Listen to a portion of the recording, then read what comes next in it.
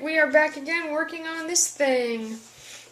So we have some more tips to do for applique. As you can see, in the meantime I have sewed on this other petal here.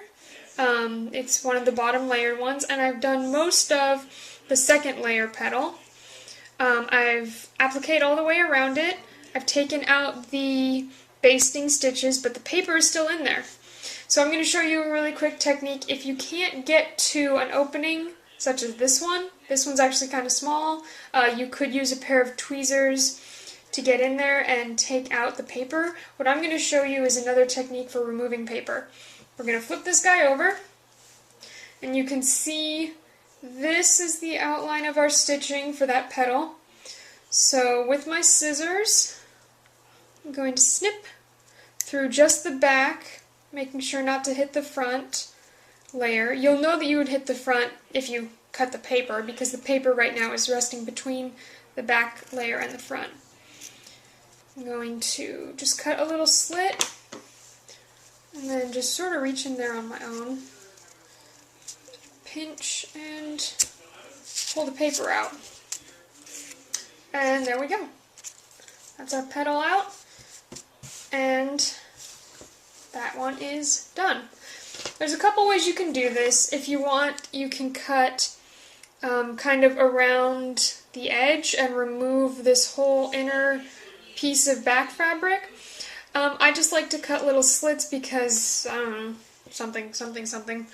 This piece of cutting out the back is going to come in handy once we get the fourth petal down and applique on the centerpiece, because that's going to be applique all the way around. There's not going to be an opening we can slide the paper out through.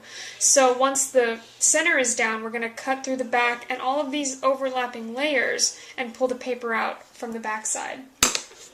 I also have a neat other little trick to show you for applique. This is a dryer sheet, and with my big fat black pen I've just drawn on two simple leaf shapes. And I'm going to grab some green fabric. So the side on which I've drawn these little leaves is considered the wrong side. It doesn't really matter because, you know, it's a dryer sheet, you can see through both sides. I'm going to put my green fabric right side up, and I'm going to lay a leaf over it. And then a leaf shape is nice and easy because you start at one point, do a sort of nice little arc, pivot at the other point, and arc back up to the top. And you can tell by the thread in my machine that I don't really care what color it is.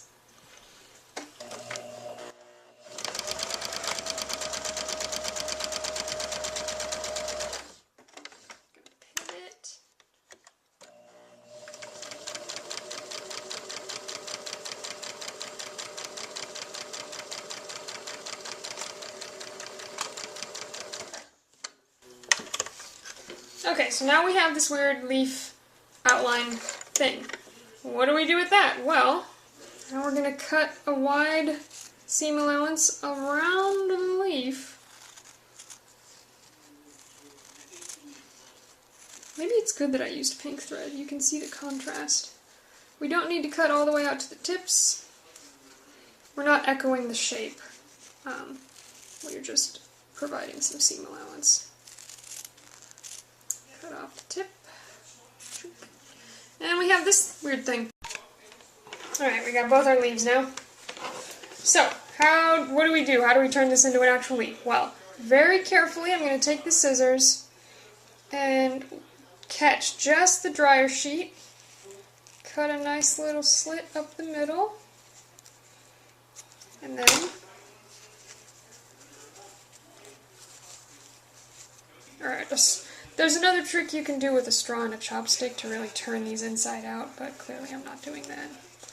Okay, so I've basically used the dryer sheet as an anchor to roll the edge, the raw edge underneath, and because this is kind of a fabric, it can be appliqued right down just like that. So I hope you enjoyed that second technique for removing paper, and the fun little second technique for making appliques. Next up, we're going to start quilting! Woohoo! Quilting. A quick add-on as a tip to applique. Since I always go around these petals in the same direction, I always start with the work facing up, and I tend to go up or from the right to the left. So I have the thread still. I started here, went around, finished here, but I haven't cut the thread off because what I'm going to do, I'm going to lay my next petal down and jump over here and go around this side and finish here in the middle again. So if you have a tight packed cluster like this and they all can take the same thread, go ahead and do that so you don't clutter up the back or have to worry about tying off all the time and taking those extra steps. So I hope that little tip helps too.